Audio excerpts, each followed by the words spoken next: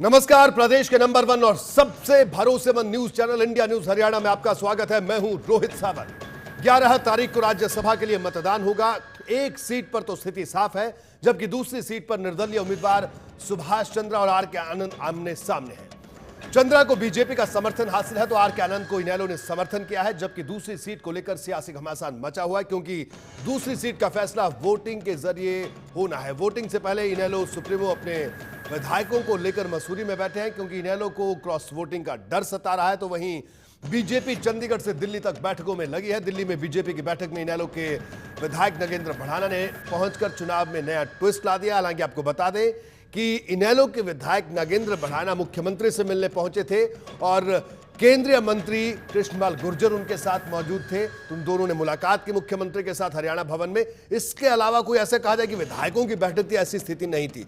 लेकिन इस मुलाकात ने यह तो साफ कर दिया कि नगेंद्र भड़ाना सीधे तौर पर आईएनएलडी के साथ नहीं है, और वोटिंग को लेकर भले वो चुप रहे हो, लेकिन इशारे साफ थे कि वो बीजेपी के पक्ष में यानी इस तरफ वोट कर सकते हैं। वहीं अगर बात की जाए उनकी चुप्पी की, तो उनकी चुप्पी भी सवालों में है। तो ऐसे में कई बड़े सवाल आज की बड़ी बहस में उठ रहे हैं। सवाल ये कि क्या कांग्रेस के विधायकों की जो निजी राय है, उनकी निजी राय को आला कमान मानेगी, क्योंकि कांग्रेस के कई विधायकों ने अपनी राय जाहिर की है कि बीजेपी और कांग्रेस दोनों ही के बीजेपी और आईएनएलडी दोनों प्रत्याशियों से दूरी बनाकर रखनी चाहिए। ऐसे में यह सवाल सबसे अहम कि क्या कांग्रेस विधायकों की निजी राय को हाईकमान तवज्जो देगा। सवाल ये कि क्या आईएनएलडी की रणनीति कारगर साबित होगी। इन्हीं सवालों पर एक खास पैनल के साथ होगी आज की बड़ी बहस।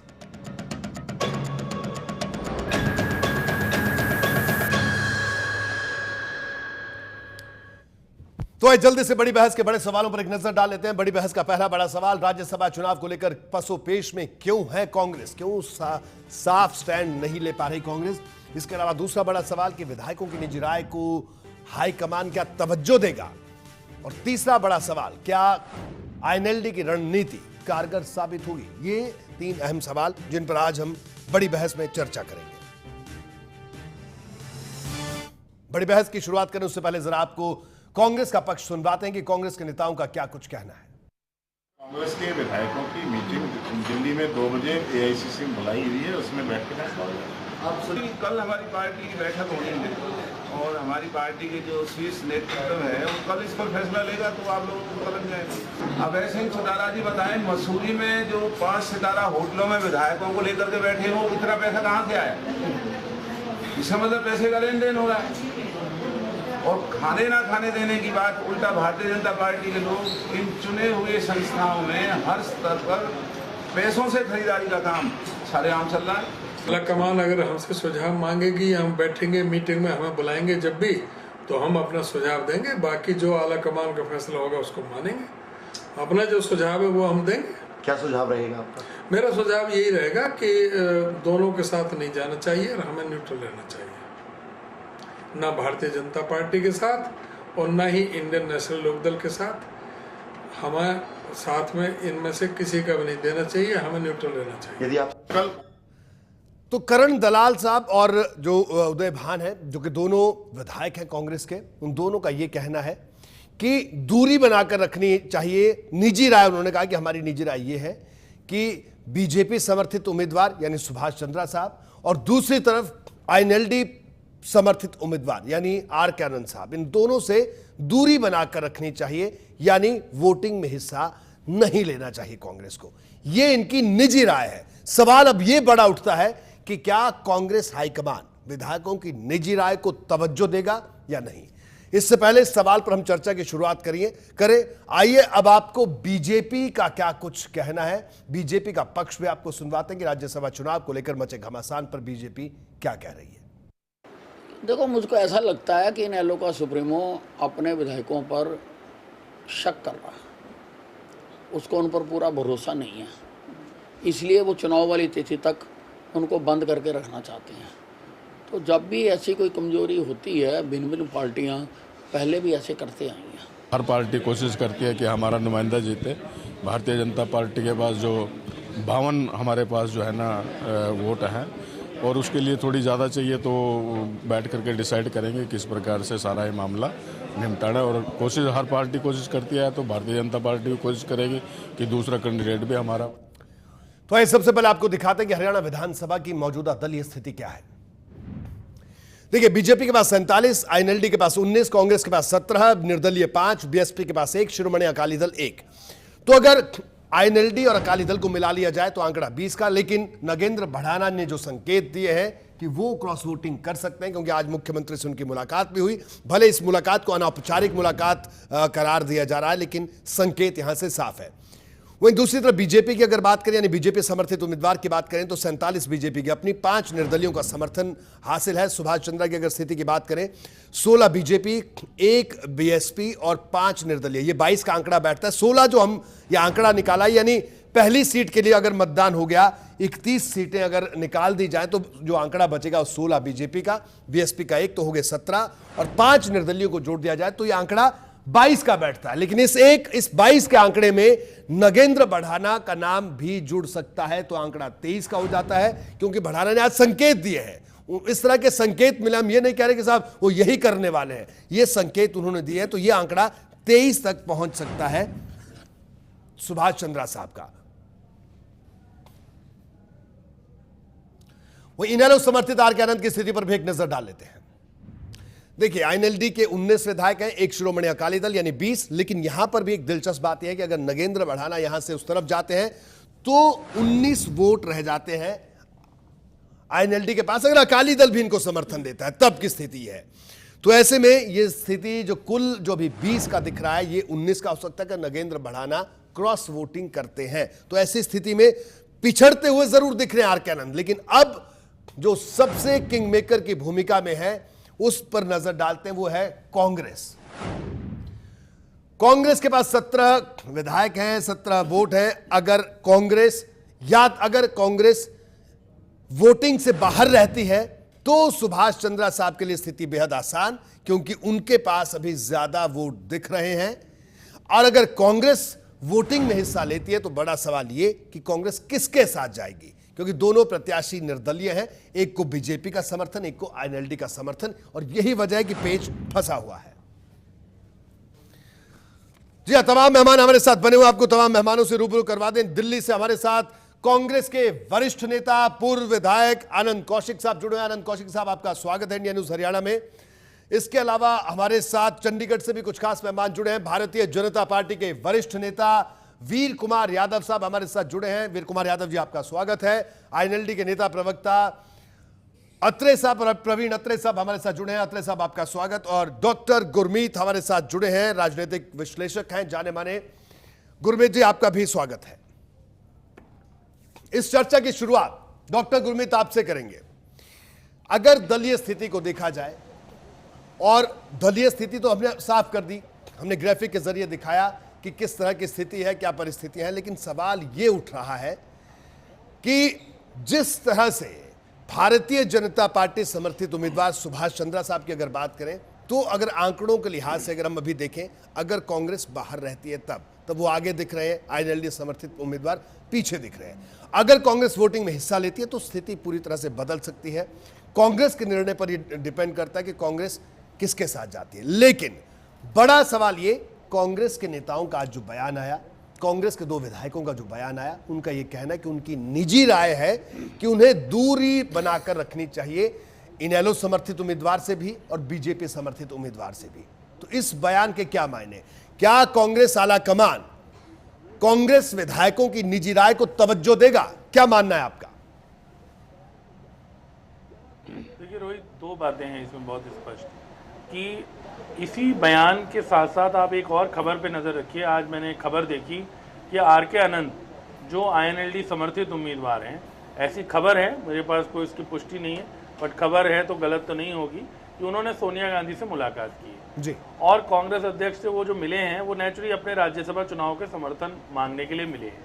दूसरी बात, हम ये भी जानते हैं कि अगर कभी कोई फैसला ऑलरेडी मन बना चुकी होती आला कमान, तो शायद वो उनको मिलने का समय भी ना देती। सोनिया गांधी से तो समय मांगना पड़ता है मिलने के लिए, और उन्होंने उनको समय दिया है तो जरूर कोई ना कोई बात जरूर है। जहां तक निजी राय की बात है, अभी इन दोनों, अगर मैं चीज़ों को साथ रख के देखूं, एक तरफ कांग्रेस के 2 लोगों का बयान, विधायकों का, और एक तरफ आर.के. आनंद की सोनिया गांधी से मुलाकात, तो मेरी राय में वो मुलाकात ज़्यादा अहम लगती है, क्योंकि अगर कांग्रेस अब्सटेन करती है तो निश्चित तौर पर, जैसे आपने खुद ही अपने आंकड़ों में बताया, कि वो भारतीय जनता पार्टी का जो समर्थित उम्मीदवार है उसकी विजय सुनिश्चित कर देंगी।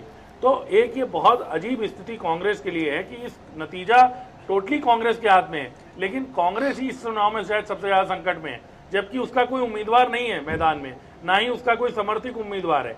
लेकिन दोनों ही आजाद उम्मीदवारों में से एक को चुनना उसके लिए मुश्किल हो रहा है, क्योंकि एक तरफ कांग्रेस के निजी कांग्रेस के जो विधायक हैं वो ओपनली ये राय दे रहे हैं कि जी हमें आईएनएलडी से दूरी बनानी चाहिए, लेकिन साथ के साथ ये भी एक उतनी बड़ी सच्चाई है कि कांग्रेस का अब्सटेन करना बीजेपी का मदद करना है एक तरीके से।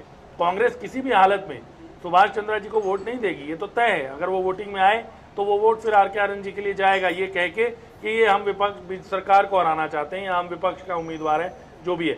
लेकिन वो अगर अब्सटेन करते हैं तो वो बीजेपी को एक तरह से वोट डालने जैसा ही है। इसलिए कांग्रेस के आगे सबसे बड़ा एक कशमकश का सवाल है।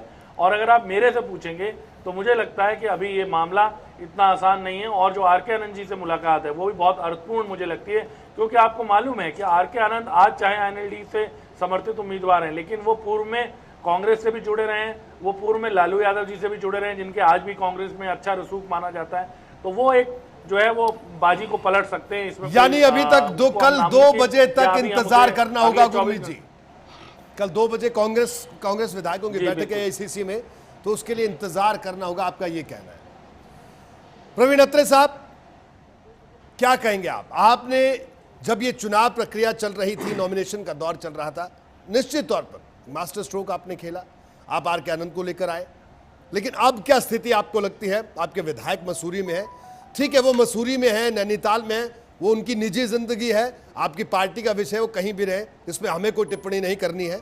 लेकिन बड़ा सवाल ये है कि साहब, आपकी पार्टी के एक विधायक नगेंद्र भड़ाना, हालांकि ये कोई नई बात नहीं है, वो मुख्यमंत्री की अपने विधानसभा क्षेत्र में रैली करवा चुके हैं, वो बीजेपी से उनकी नज़दीकियां किसी से छिपी नहीं है, ये तमाम बातें वगैरह वगैरह। लेकिन बड़ा सवाल ये कि एक विधायक, तो आपके संकेत तो साफ मिल गए कि वो आपसे कम हो गए, तो आपको लगता है कि बाकी जो विधायक आपके साथ रहेंगे, और अब भी आपको लगता है कि जीत आपकी होगी? निश्चित रूप से रोहित, देखिए रोहित, बड़ा स्पष्ट है, इंडियन नेशनल लोकदल परिवार पूरी तरह से एकजुट है और एकजुट रहेगा, इसमें किसी को किसी तरह का संशय नहीं होना चाहिए। इस परिवार में नगेंद्र भड़ाना आते हैं, बहुत बेहतर लगी आपने। देखिए रोहित, ऐसा है, निश्चित रूप से नगेंद्र भड़ाना मुख्यमंत्री जी से मिले। देखिए, एक जनप्रतिनिधि होने के नाते, जैसे कि उन्होंने खुद कहा कि वो एक मुलाकात जनप्रतिनिधि होने के नाते मुलाकात थी, ऐसे तो कैप्टन अभिमन्यु हमारे leader of opposition Chaudhary Abhay Singh Chautala से कई बार मिलते हैं, कई बार मिल चुके हैं, तो क्या उसका कोई अलग से मतलब निकाला जाए? देखिए, ऐसा नहीं होता। जनप्रतिनिधि जो है वो आपस में मेल मुलाकात होती है, ये कोई बहुत बड़ा इशू नहीं है। लेकिन मुझे आपकी एक बात बहुत बेहतर लगी रोहित, आपने अभी जो बात कही कि हमारे विधायक मसूरी में है, वो उनकी निजी जिंदगी है। बहुत अच्छा लगा जिस तरह से एक पॉजिटिव जर्नलिज्म का आपने परिचय दिया, वरना तो ये एक टॉपिक बना हुआ है। आप जहां देखिए केवल चर्चा ये है कि जैसे इंडियन नेशनल लोकदल के विधायक अगर मसूरी चले गए तो शायद उन्होंने कोई गुनाह कर दिया या कोई कानून तोड़ दिया। बड़ा अच्छा लगा आपकी बात सुन के। लेकिन देखिए, निश्चित है हमारे समर्थित उम्मीदवार हैं आर.के. आनंद, इंडियन नेशनल लोकदल ने उनको समर्थन दिया है, जिस तरह से भारतीय जनता पार्टी ने सुभाष चंद्रा को समर्थन दिया है। लेकिन अभी गाहे बगाहे एक काम हो रहा है, भारतीय जनता पार्टी के नेताओं की तरफ से बड़े अजीब अजीब बयान आ रहे हैं। मैं तो विज साहब की लाइन देख रहा था जो आपके चैनल पे नीचे चल रही है, इंडियन नेशनल लोकदल के विधायकों के बारे में विज साहब जिस तरह से बात करते हैं, विज साहब को कहूंगा कि साहब अपनी पार्टी में झांक लीजिए। आपके जो अधिकृत उम्मीदवार हैं वीरेंद्र सिंह, आपके विधायक, तो उनके ऊपर एक मत नहीं है। पहले अपना घर संभालिए, दूसरे के ऊपर बाद में चर्चा कीजिएगा जो बेहतर होगा। इंडियन नेशनल लोकदल में कभी क्रॉस वोट ना हुआ है, ना रोहित कभी होगा, ये इतिहास है और भविष्य भी ये रहेगा। ठीक है, वीर कुमार यादव साहब क्या कहेंगे? अत्रे साहब का कहना है कि आप अपना घर संभालिए, क्या सचमुच कोई ऐसी स्थिति है? देखिए, अब तो आपने भी जैसे बताया और मैं समझता हूं चीजें लगभग साफ होती जा रही हैं। जी, राजनीति में अंदाजे लगते हैं, कोई दल अपने विधायकों को अनावश्यक एकजुट करके बाहर नहीं ले जाता जब तक किसी न किसी प्रकार का अंदेशा, शक, शुबा ना हो।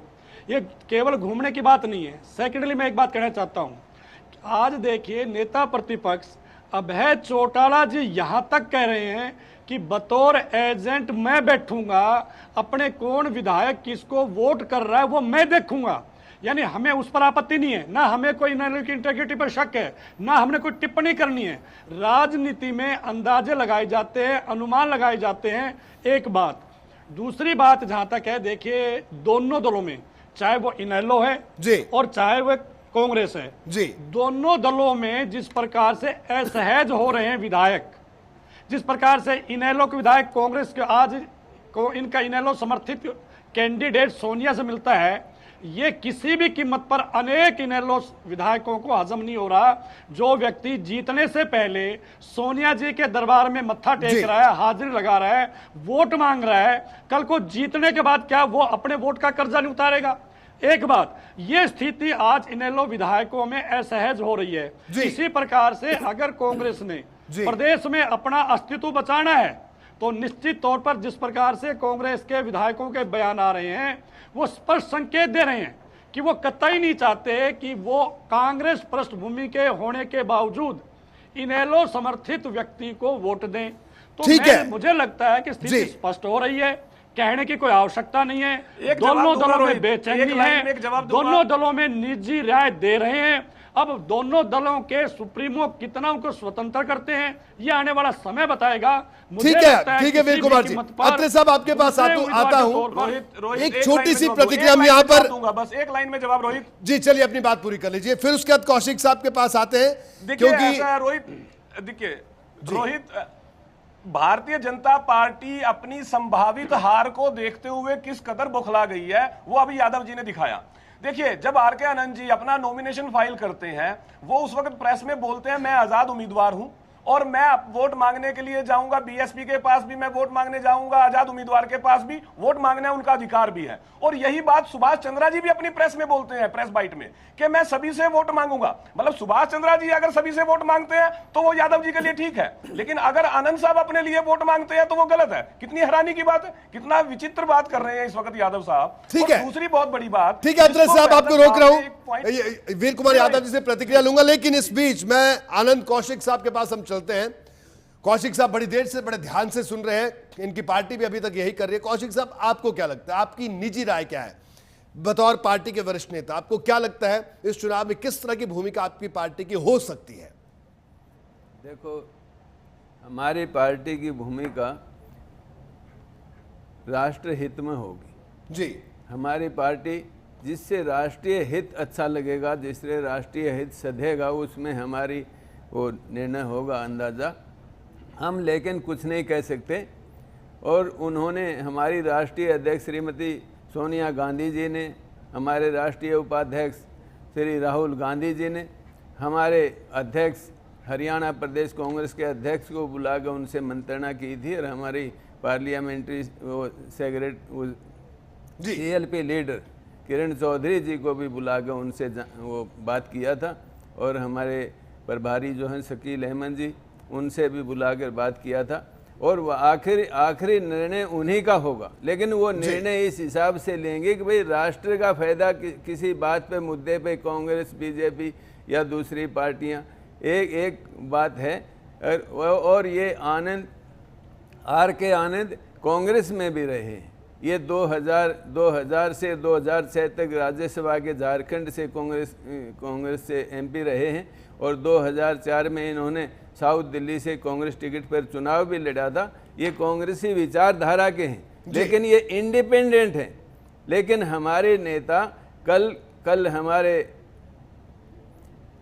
नेताओं को कल हम BK हरिप्रसाद जी को भेजेंगे, उनका संदेश जो आएगा उस पर कांग्रेस निर्णय करेगी, तब हमारे विधायक आगे बढ़ेंगे, तब हम जो निर्णय है वो लेंगे। ठीक है, लेकिन कौशिक साहब एक सवाल यह कि आपके कुछ विधायक ये कह रहे हैं कि उनकी निजी राय, हालांकि उन्होंने साफ तौर पर ये कहा, उन्होंने और ये भी अपनी बात में जोड़ा कि बाकी जो कांग्रेस का आला कमान कहेगा हम उस निर्णय के साथ रहेंगे, लेकिन उन्होंने अपनी निजी राय जाहिर की। तो हमारा सवाल ये है कि क्या विधायकों की निजी राय को तवज्जो दी जाएगी या दी जानी चाहिए, इस पर क्या कहना है आपका? इसमें तवज्जो की बात नहीं है जी। तवज्जो सबको ही कांग्रेस में मिलती है, कार्यकर्ता को भी मिलती है, लेकिन सच्ची बात यह है जिस घर का मुखिया का निर्णय जो होता है वो वही लागू होता है। जो जिस घर का मुखिया जो निर्णय लेगा वो घर भी इकट्ठा रहता है और वो आगे बढ़ता है। तो हमारी पार्टी में मुख्य निर्णय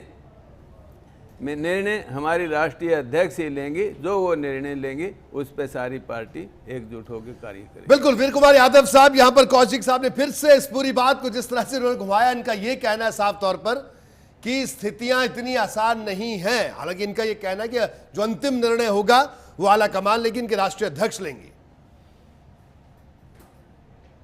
तो जंग अभी इतनी आसान नहीं है, रेस इतनी आसान नहीं है जीतना।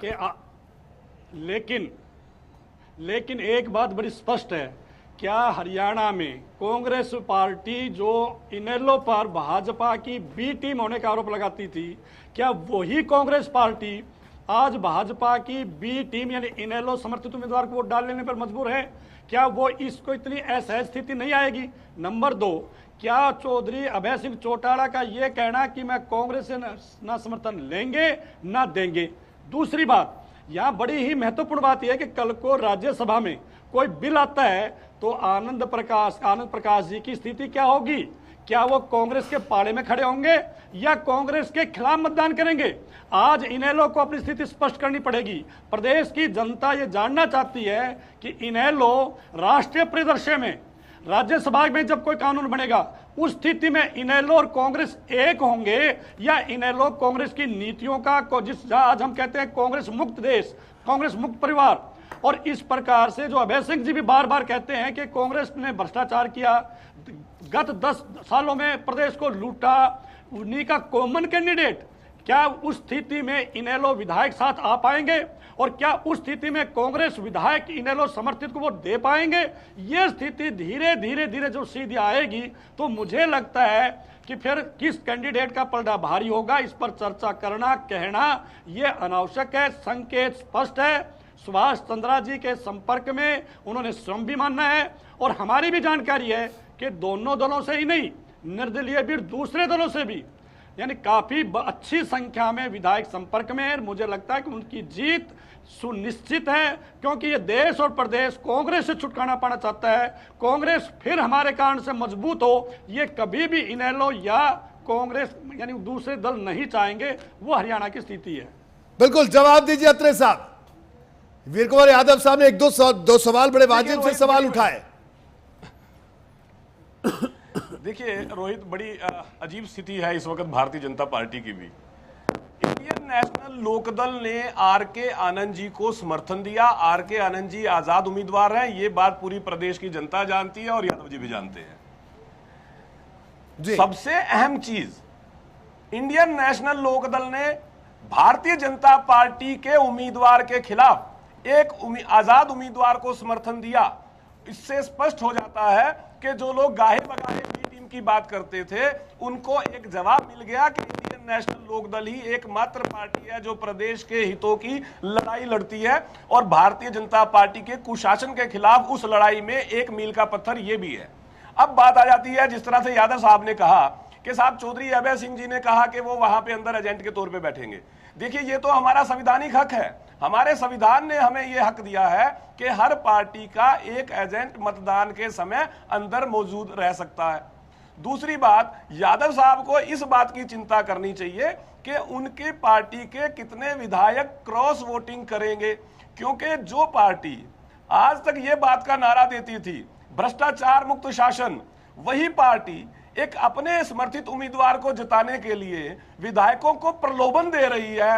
ये प्रदेश की जनता के सामने स्पष्ट तौर पे नजर आ गया है। चलिए वीर कुमार यादव साहब से जानेंगे कि किस विधायक को प्रलोभन दिया, लेकिन एक छोटी सी प्रतिक्रिया यहां पर मैं आनंद कौशिक साहब की लेना चाहूंगा। अत्रे साहब, आपको रोक रहा हूं। अत्रे साहब, आनंद कौशिक साहब आप कुछ कहना चाह रहे थे जब वीर कुमार यादव जी ने पूरे तथ्य सामने रखे थे, कई बातें सामने रखी थी। साहब ने भ्रष्टाचार की बात की है जी। भ्रष्टाचार कांग्रेस ने नहीं, बीजेपी की नीति रही है। उत्तराखंड में कांग्रेस को राज को तोड़कर ये उसमें आना चाहती थी, अरुणाचल में ऐसे ही किया।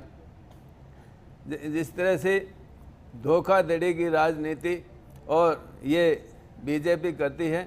और बीजेपी भाषण में रोटी का देती है, भाषण में सब कुछ भाषण पे ही है, असलियत में जमीन पे कुछ नहीं। हवाई बातें। और दूसरा आरोप वीर कुमार यादव जी, कौशिक साहब ने यह भी लगाया कि खरीद फरोख्त की राजनीति, यही इनका कहना था। इस पर मैं आपसे जवाब लूंगा, लेकिन इस बीच अमित नेहरा साहब भी हमारे साथ जुड़ गए हैं। एक छोटी सी प्रतिक्रिया इनकी भी ले लेते हैं। अमित नेहरा साहब, क्या लग रहा है आपको, राज्यसभा की रेस, कौन इस रेस में जीतेगा?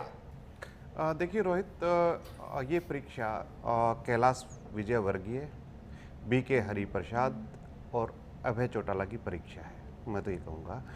क्योंकि जो सारा जिम्मा है दो उम्मीदवारों को जिताने का, बीजेपी ने कैलाश विजयवर्गीय को सौंप रखा है। कांग्रेस की रणनीति क्या होगी ये बीके हरिप्रसाद देखेंगे और अभय चौटाला देखेंगे कि हमारा समर्थित उम्मीदवार जीत जाए जी। और क्या रहेगा ये तो भविष्य के गर्भ में है। लेकिन देखिए, जो हॉर्स ट्रेडिंग की खबरें आ रही हैं जी, मैं कहना चाहूँगा कि चुनाव आयोग को इस पे कड़ा ध्यान देना चाहिए। और आपको ध्यान होगा, पहली बार भारत के इतिहास में 2012 में झारखंड में जो राज्यसभा चुनाव हुआ था वो पोस्टपोन हुआ था। उसकी वजह ये थी कि जो वहाँ पे निर्दलीय उम्मीदवार थे RK अग्रवाल, उनके भाई की गाड़ी में 2 करोड़ 15 लाख रुपए की नकदी बरामद हुई थी और जिसका इस्तेमाल कहा जाता था कि वो विधायकों को खरीदने में कर रहे थे जी। तो इस तरह की जो गतिविधि है वो ना हो। तो सबसे बड़ा सवाल ये है कि हॉर्स ट्रेडिंग बंद हो। जी, हॉर्स ट्रेडिंग की चर्चा है, इन पर संज्ञान लेना चाहिए, ये आपका कहना है। बहरहाल आप तमाम मेहमानों से गुजारिश है आप हमारे साथ बने रहिए। एक छोटे से ब्रेक के लिए रुकेंगे, ब्रेक के बाद जल्द हाजिर होंगे और इस सवाल का जवाब जानने की कोशिश करेंगे कि क्या कांग्रेस विधायकों की निजी राय को आलाकमान तवज्जो देगी या फिर आलाकमान अपनी राय को सबसे ऊपर रखेगा। ये जानने की कोशिश इस ब्रेक के बाद।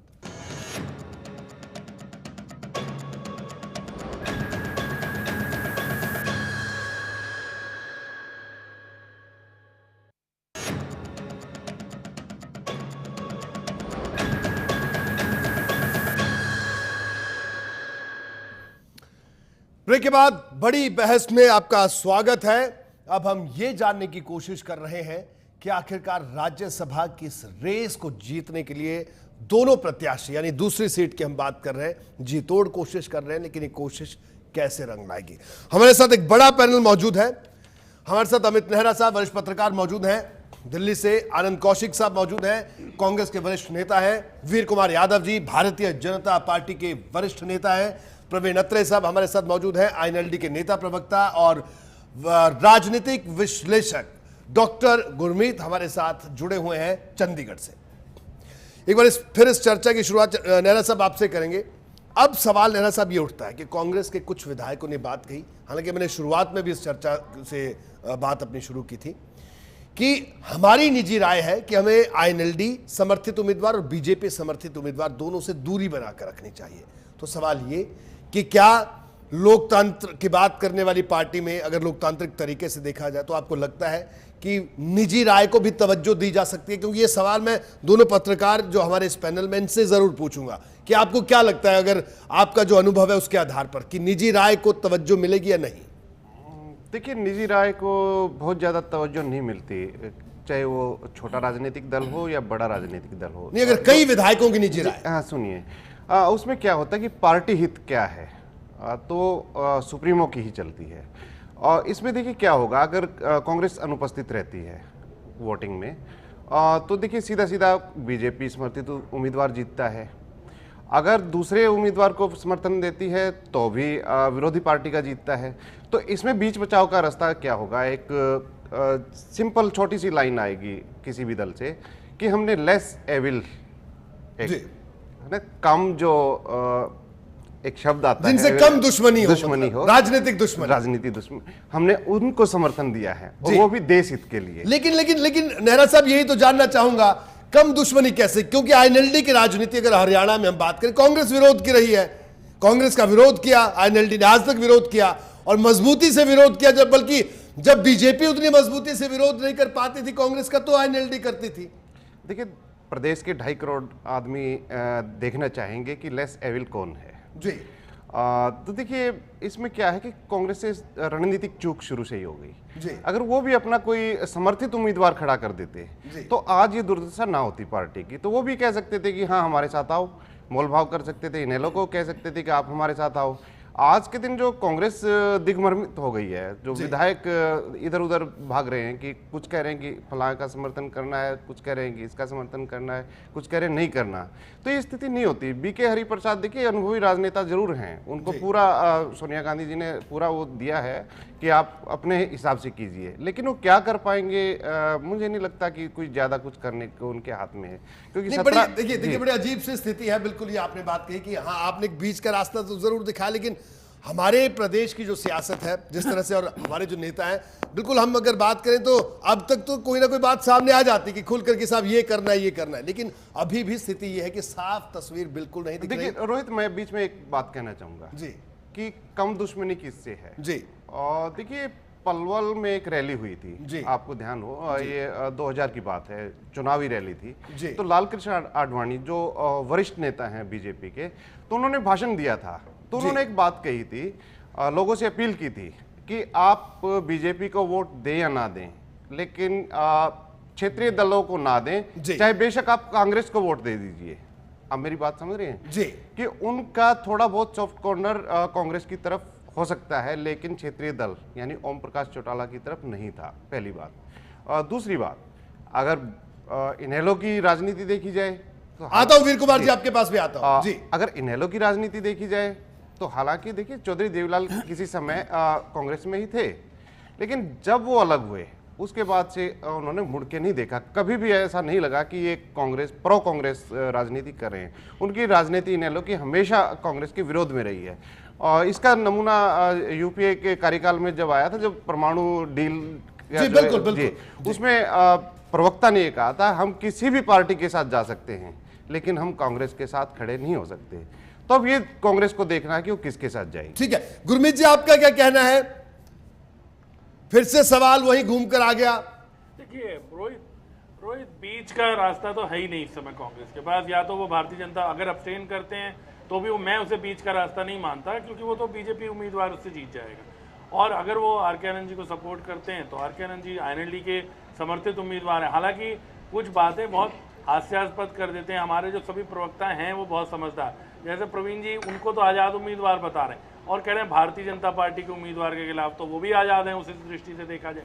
ऐसे ही अभी अगर आप वीर कुमार जी से पूछेंगे कि क्या आप हॉर्स ट्रेडिंग कर रहे हैं तो ये मना करेंगे, लेकिन इन्होंने 3-4 बार कहा कि विधायकों के संपर्क में है। देखिए ये विधायकों का संपर्क कोई प्रेम प्यार का नहीं हो रहा है, ये जो संपर्क हो रहा है ये नेचुरली इसे हॉर्स ट्रेडिंग ही कहते हैं। भारतीय जनता पार्टी के जो समर्थित उम्मीदवार हैं वो जीत ही नहीं सकते बिना हॉर्स ट्रेडिंग के या क्रॉस वोटिंग के। आप उसे हॉर्स ट्रेडिंग नहीं करना चाहें तो क्रॉस वोटिंग करें।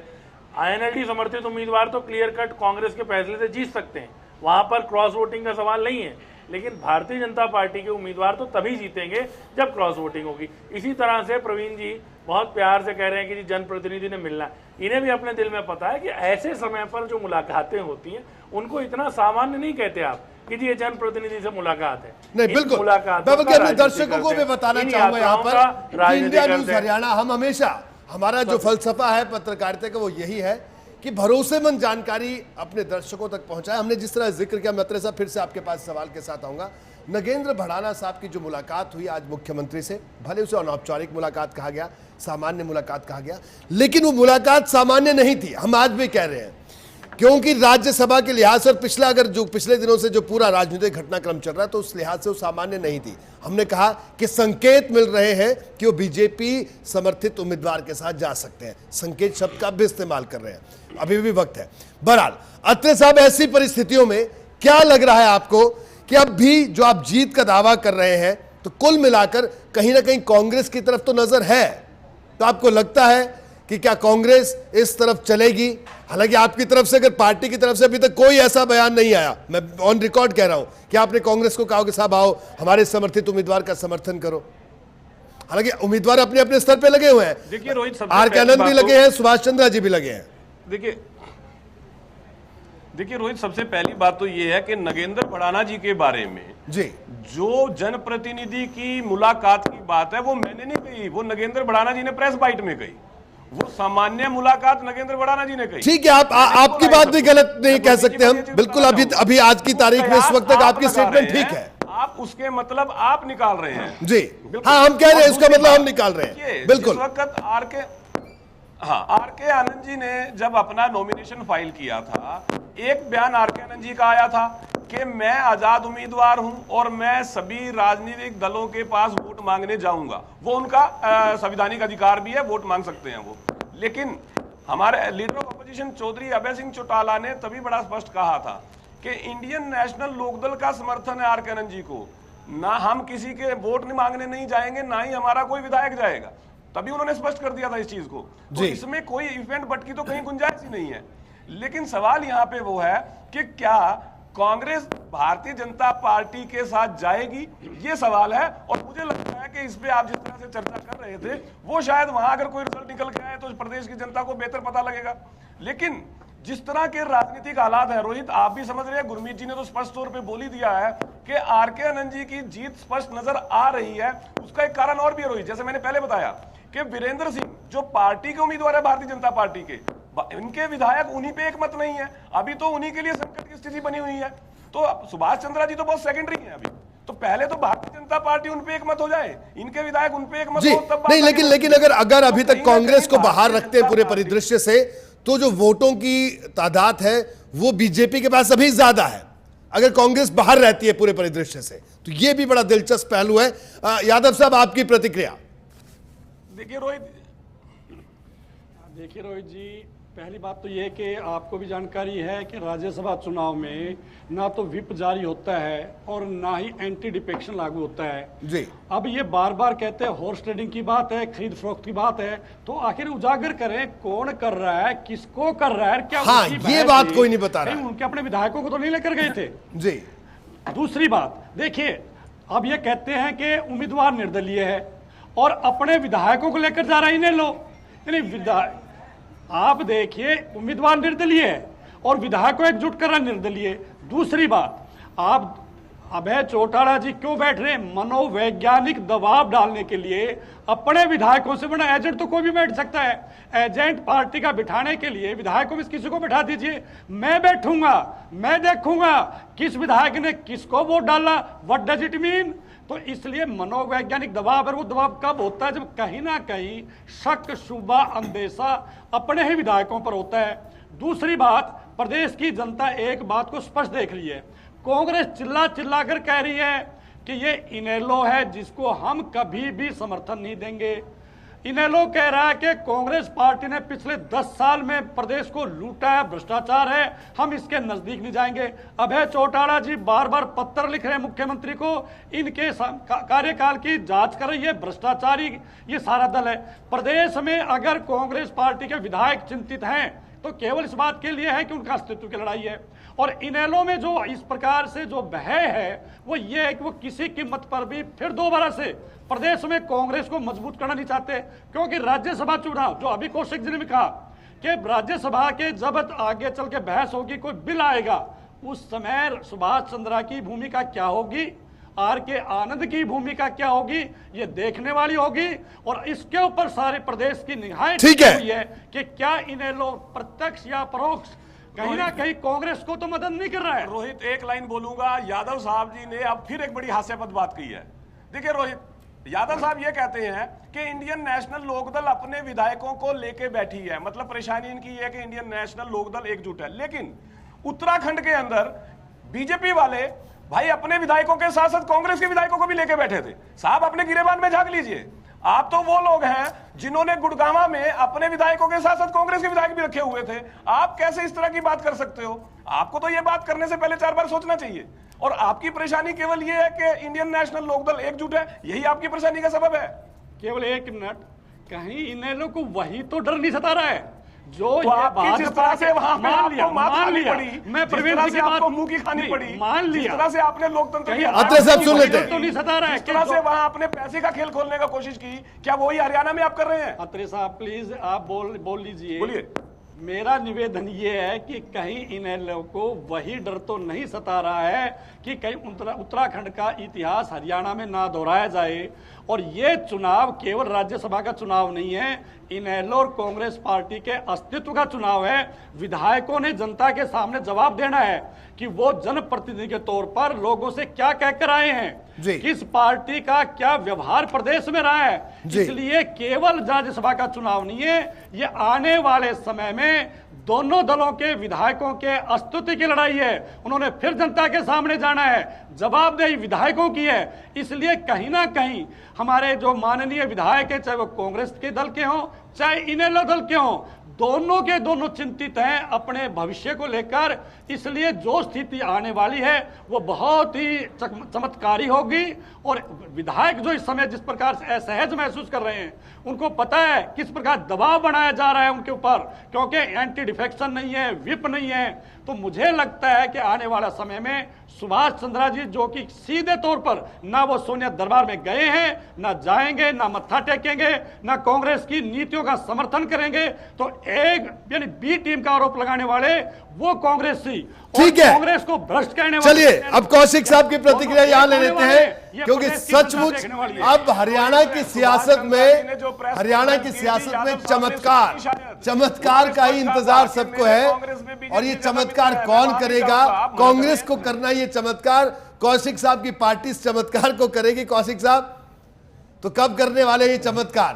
वो बीजेपी के शासन में रोटी सिर्फ भाषण में जी, सिर्फ भाषण दे सकते हैं, ये दूसरा काम नहीं कर सकते जी, क्योंकि लोगों को इकट्ठा करना है। लोग क्या मतलब राष्ट्रीय हित की बात देखते हैं, पार्टी वो है जो राष्ट्रीय हित की बात देखे और राष्ट्रीय हित करे जी। मतलब ये जितना भी ये हमारे हरियाणा में देख लीजिए क्या क्या हो रहा है जी। अरे तो कांग्रेस जो है राष्ट्रीय हित की बात करेगी और जो हमारी मुखिया करेंगी, जो वो निर्णय लेंगी, वो निर्णय अगर वो होगा वही उसी निर्णय पर पार्टी विधायक आगे बढ़ेंगे और उसी निर्णय पर वोटिंग होगी। और हमारी नेता निर्णय लिया है, सभी विधायकों से भी बात की होगी, हमारे सीनियर नेता भी उनसे मिले हैं, उन्होंने भी अपनी सोच दिया होगा और उन्होंने भी जो निर्णय लिया है वो सही निर्णय है और राष्ट्रीय सोच में होगा वो निर्णय, जनता के हक में होगा वो निर्णय, जनता के फायदे में होगा वो निर्णय। हमारी पार्टी जनता के फायदे में निर्णय जी। अब एक आखिरी सवाल मेरा सब लोगों से मैं करूंगा, वक्त बहुत कम है, लेकिन उससे पहले हमारे जो दो पैनलिस्ट हैं, वरिष्ठ पत्रकार अमित नेहरा साहब और राजनीतिक विश्लेषक भी हमारे साथ बैठे हैं डॉक्टर गुरमीत, दोनों से लूंगा। ठीक है, सारी स्थितियों परिस्थितियों पर हमने चर्चा कर ली, हमने परसों भी दिखाया था कि किस तरह के क्या क्या समीकरण बन सकते हैं, लेकिन क्या नेहरा साहब ऐसी गुंजाइश है कि, गुंजाइश की बात कर रहा हूं, कि कांग्रेस ये कह दे कि उनके विधायक स्वतंत्र हैं अपनी अंतरात्मा की आवाज सुनने के लिए? क्या ऐसा भी कोई गुंजाइश आपको दिखती है? लगता तो नहीं। देखिए क्योंकि बीके हरिप्रसाद को जो लगाया गया है तो उनकी ड्यूटी ये है कि कुछ ना कुछ ऐसा समाधान कीजिए जिससे पार्टी की फजीयत ना हो और एक अच्छे मुकाम तक पहुंचे। और देखिए मैं ये समझता हूं कि सुभाष चंद्रा की राह में जो सबसे बड़ा रोड़ा है वो नवीन जिंदल भी है। आप मेरी बात समझ रहे हैं जी? दोनों की जो दुश्मनी है वो जग जाहिर है, एक दूसरे के वो टांग खींचने में पीछे नहीं है। तो नवीन जिंदल की कई मुलाकातें शीर्ष नेतृत्व से हो चुकी हैं, तो माना यह जा रहा है कि उन्होंने इस बात पे जोर दिया है कि सुभाष चंद्रा को राज्यसभा में जाने से रोका जाए। लेकिन फिर भी तस्वीर साफ नहीं है, क्योंकि बड़े सारे विधायकों की राय अलहदा है, अलग है। हालांकि उनको कोई आश्वासन नहीं मिला है इस तरह का कि क्या करेंगे नहीं करेंगे, लेकिन वो हर मंच से इस बात को उठा रहे हैं। ठीक है डॉक्टर गुरमीत, आपसे सवाल ये कि ये चुनाव बेहद महत्वपूर्ण है। महत्वपूर्ण इसलिए क्योंकि इस चुनाव का जो भी नतीजा रहे उसके बाद एक प्रेस कॉन्फ्रेंस होगी। वो कॉन्फ्रेंस, यहां पर प्रेस कॉन्फ्रेंस तीनों पार्टियों के नेता हमारे पास बैठे, कोई भी कर सकता है, हालांकि तीनों ही करेंगे, लेकिन एक शब्द जरूर आएगा कि बी टीम कौन किसकी है। ये जरूर उस प्रेस कॉन्फ्रेंस का लब्बो लुआब रहेगा कि जो भी जीतेगा जो भी हारेगा कि सब देखा ये उसकी बी टीम निकली। कांग्रेस, हो सकता है ये स्थिति आ जाए कि बीजेपी वाले कहेंगे कि आईएनएलडी की बी टीम कांग्रेस है, या आईएनएलडी कहे कि बीजेपी की बी टीम कांग्रेस है। मतलब ये स्थिति हो सकती है। क्या लगता है आपको, क्या कहना है आपका? नतीजे पर तो हम कुछ नहीं कह सकते, और बड़े लंबे अरसे बाद ऐसा चुनाव है कि हम लोगों के कयास और अटकलें कहीं आकर रुक जा रही हैं। क्योंकि अभी नेहरा साहब भी बहुत कुछ कह गए, लेकिन कहते कहते रुकना पड़ रहा है हमें भी और आपको भी, जो आदत हमें नहीं रहती है। देखिए पहली बात तो ये जो आरोप प्रत्यारोप है ये हाई कमान के लिए जहाँ जिस निर्णय जहाँ पर होना है वहाँ वो इतना मैटर नहीं करता, क्योंकि उन्होंने अपना राज्यसभा में स्थिति को देखना है। उन्होंने कह देना है कि हम भारतीय जनता पार्टी सांप्रदायिक ताकत है, हम उसको आगे नहीं बढ़ने देंगे। लेकिन कांग्रेस को एक और चिंता है जो मुझे लगती है, और उस मामले में मैं ये समझता हूँ कि आईएनएलडी के एक विधायक तो देखिए ओपन सामने आए हैं, पर आईएनएलडी में क्या कोई और टूट भी हो सकती है, क्या कोई और विधायक भी, जो प्रवीण जी बार बार दावा कह रहे हैं कि आईएनएलडी ना टूटी है ना टूटेगी, एक विधायक का तो लगभग अब आप सामने आ ही रहा है। जब वो अपने चुनाव क्षेत्र में रैली करवा रहे हैं, जब वो चुनाव से एक दिन पहले मिल रहे हैं, तो 4 टूटते हैं या 1 टूटता है, वो नतीजे को तो प्रभावित करता है। लेकिन ये भी एक बहुत बड़ा सवाल है कि क्या आईएनएलडी के जो बाकी 18 हैं, क्योंकि अगर वो 18 रहेंगे तभी वो आगे कांग्रेस के जोड़ के आरके आनंद निकल सकते हैं। ऐसा ना हो जाए तो ये कई अंदेश, इसीलिए आखिरी वक्त तक पत्ते नहीं खोल रही है कांग्रेस। और ठीक है, यही स्थिति है। गुरमीत जी माफी के साथ रोकूंगा, वक्त कम है मेरे पास, माफी के साथ आपको रोक रहा हूं। अत्रे साहब फाइनल कमेंट आपका संक्षेप में। देखिए रोहित, सबसे पहले तो गुरमीत जी की चिंता का निवारण मैं दोबारा से कर देता हूं कि आईएनएलडी जो है एकजुट है, वो 11 तारीख को स्पष्ट नजर आ जाएगा। लेकिन अभी जो है यादव साहब ने एक बात कही थी कि आईएनएलडी के अस्तित्व की बात, देखिए जिस पार्टी की प्रदेश में सत्ता है बहुमत से, उस पार्टी के अधिकृत उम्मीदवार की मुखालफत उन्हीं के विधायक करते हैं, उस पार्टी के समर्थित उम्मीदवार की हार नजर आ रही है। अस्तित्व खतरे में किसका है? उस पार्टी का। अच्छा ये बता दीजिए बी टीम वाली प्रेस कॉन्फ्रेंस कौन करेगा? चाहिए।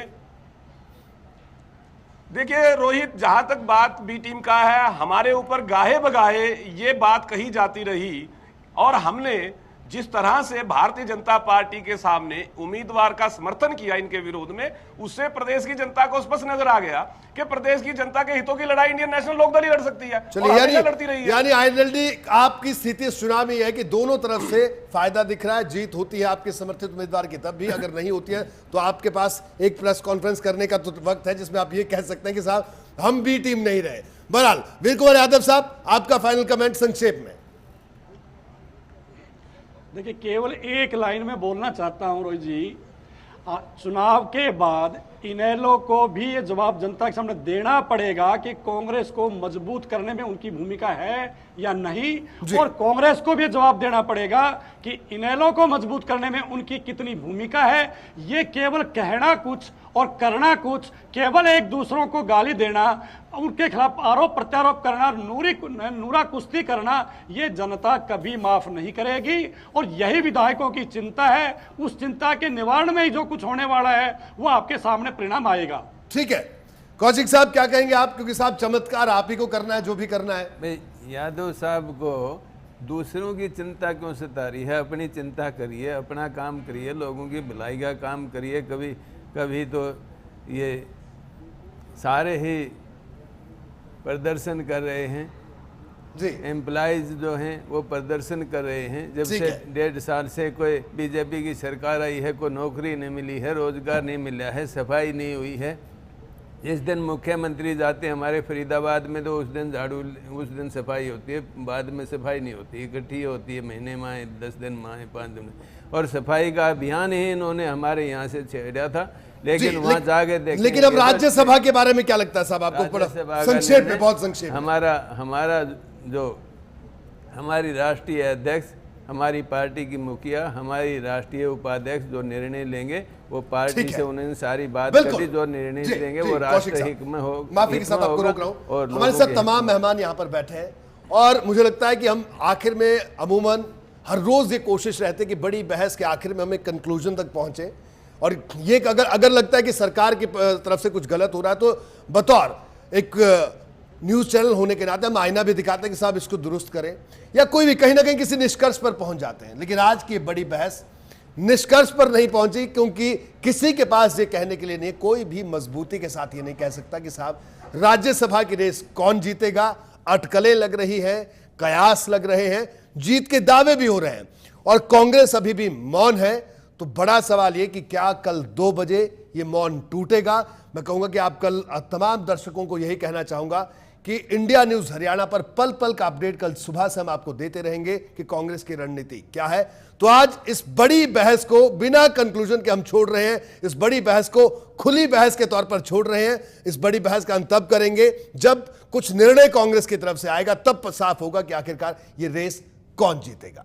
बहरहाल अमित नेहरा साहब आपका शुक्रिया, आनंद कौशिक साहब आपका भी शुक्रिया, वीर कुमार यादव जी आपका भी शुक्रिया, प्रवीण अत्रे साहब आपका भी शुक्रिया और डॉक्टर गुरमीत आपका भी शुक्रिया। तो आज बड़ी बहस में इतना ही, दीजिए इजाजत, नमस्कार।